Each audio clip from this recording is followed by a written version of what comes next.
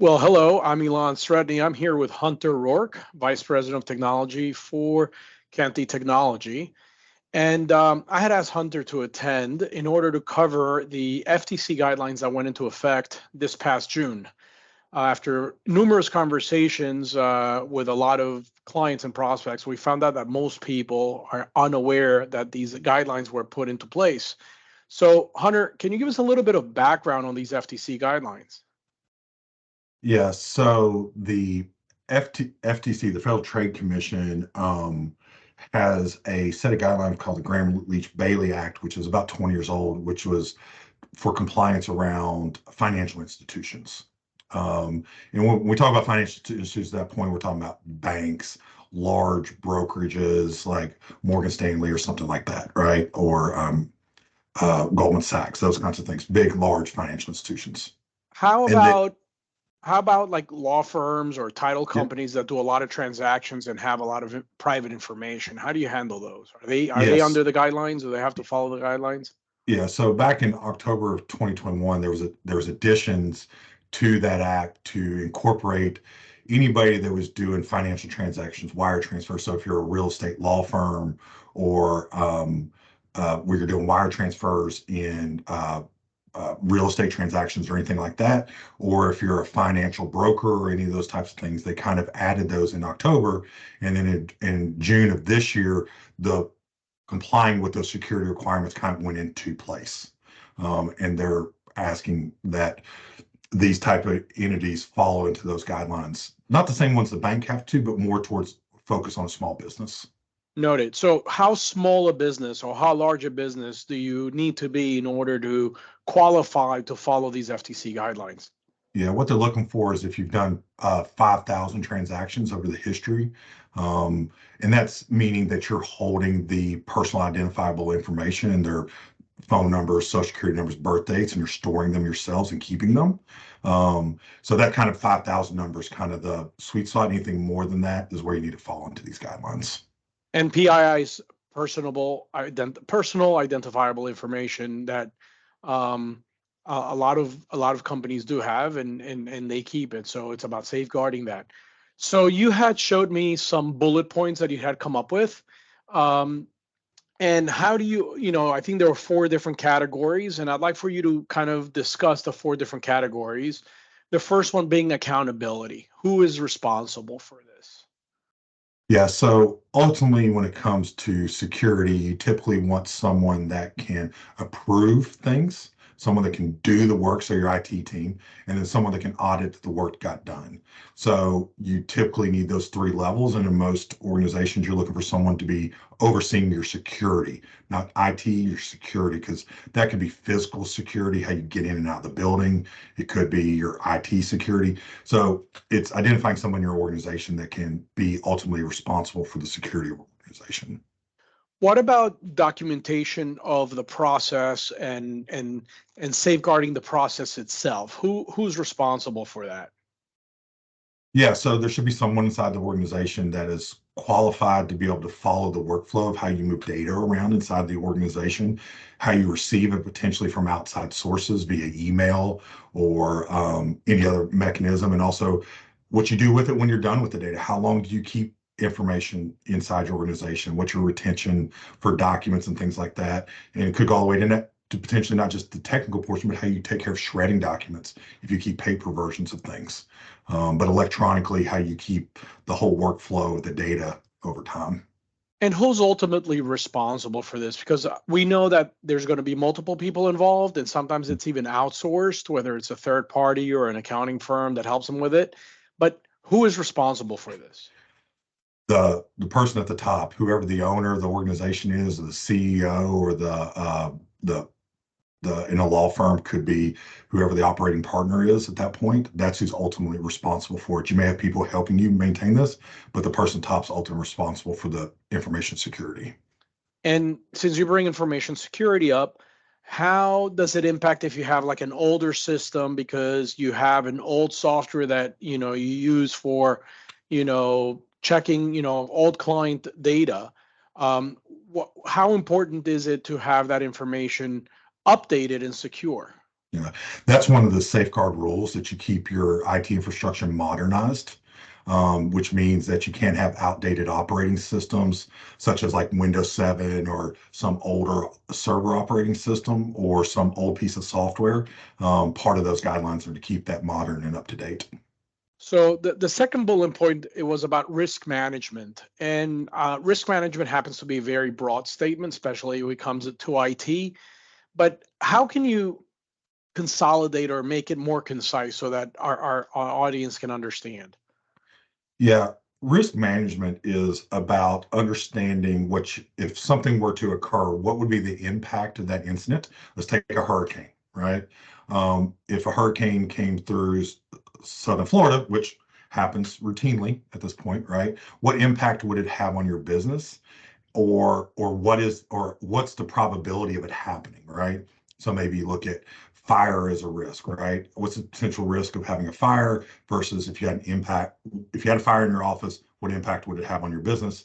And then you get into the IT side of it. If you had a security incident, ransomware or something like that, what's the probability of that happening, and how would that impact your business? So being able, from a leadership standpoint, being able to understand your impact of the risk and how it affects your business. That's what it's about. So it's important to qualify it goes beyond just IT and the data on the Mhm. computers. Now, does Canty help our clients write that or draft the response plan or the documentation that's necessary in order to comply? Yeah, so we've drafted many of these documents over time and have built good templates around what really will help the organization respond to incidents. And then of course, then taking the risk assessment and adjusting that incident response plan to work best for that organization. Because sometimes your data may be stored in your office, it could be in the cloud, Office 365. And so response plans are built around your business and how your business operates. Specifically to them, but we have templates that could help them Yeah, get it gets us closer to gets us that. 80% of the way there Now, on you most mentioned things. ransomware, and we know that we're only as good as our least trained employee. And your third bullet was personnel management. So what can you bring up as the critical important points there?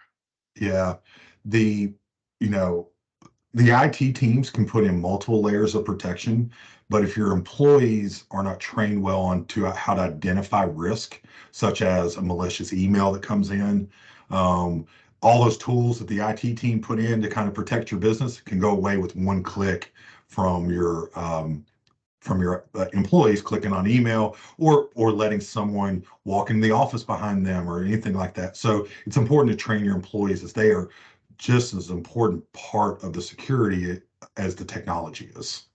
So you bring up two very good points on the personnel management. How important is it to have something that's logging the user's activity, whether it's they try to access something that they're not authorized to, or they went to a website that they weren't authorized to, and so on and so forth. Yeah, it's not so much about watching what the employees are doing from a perspective. It's about watching the bad guys impersonate your employees to do things, right? So, good example is, we use this a lot, is a user is in Miami, working in Office 365 or checking their email. Then all of a sudden, there's activity of them being in Russia checking their email 5 minutes later. Physically impossible without teleportation today, right? So planes don't go that fast. So you need something that's logging that activity and can alert you of what we call suspicious activity, things that can't seem normal. You can't be in Miami and then Russia 5 minutes later. So you need something that can capture that information and tell you about it. So, which brings us to the last point, which is safeguarding your data, right? Data security. How do you process, or what are the guidelines that one has to follow in order to be compliant for data security? Yeah. The, just like you kind of keep an inventory of things in your office, how many computers you have, how many chairs, things like that. Your office, you got to have inventory of your data. You got to know what you have and where it's all being stored, right? In most offices, if you have a server on site, it's being stored on that server, but I guarantee it's being stored in email. It's being stored on a laptop somewhere. Potentially somebody stored it in Dropbox or Box or something else maybe you don't even know about. So it's real important to understand the inventory of where your data is, so then you can protect it. So Because that's bring up a good point. I just want to kind of do a little sidebar on, which is we try to control our clients from only using one tool in order to share documents, because we know Dropbox is very easy to install, and so is Box. And people tend to install those on their own so that they could share their own documents. Talk about how difficult it is for us to be able to log, control, and secure that data when they use a third party we have no knowledge of. Yeah, a lot of this comes down to policy and procedure of saying, hey, inside your organization, these are the places where we store data, and you're not following company guidelines if you store it here.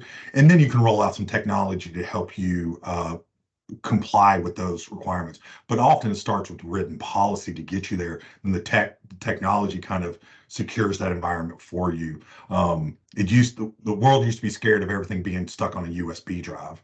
That USB drive's out now, the slowest way to get things moved around. People stored in all these cloud services, and you've got to know where your data is. So we know that multi-factor authentication, data encryption help in order to protect you with that. What are the recommended guidelines for data destruction that Canty is recommending right now? So, you need to comply with whatever your state requirements are for how long you need to keep data or things like that. Also with any potential case you may be dealing with if you're a law firm. But, you should have some type of retention policy in place that says, this is how long I'm going to keep this data, and this is why I keep this type of data. And then once you're done with it, it needs to be properly destroyed. It could be um, removed off the file server, removed off of the cloud service. And then if it's being stored on laptops or something like that, it's physical destruction of hard drives and things like that before that laptop's put in the trash or sent to recycling. No doubt, you got to make sure those hard drives get destroyed. So lastly, I know this when implemented June of this past year, 2023. Um, is there anything specific that anybody that's listening to this should be doing as soon as they figure out that they're not covered by this? What are their first steps? I mean, first step is to talk to, if you have an internal IT team, talk to them, or talk to Lon and their team at Palindrome, or you can get in touch with one of our security people at Canty, and just kind of go through a checklist of, here's the items you need to be doing. Are we doing them today? The Some of these Kind things of you like may be. a self-assessment Yeah, initially. that's perfect. That's a great way of explaining. Where are you at in this life cycle of this framework? And they didn't make it overly complicated, which is great. Most of these things are not that hard to comply with. It's just first, where are you? And then what are my steps for remediation for it moving forwards? Thank you so much, Hunter. I don't have any additional questions, but we do encourage anyone to reach out if they need anything else. Awesome. Thank you all.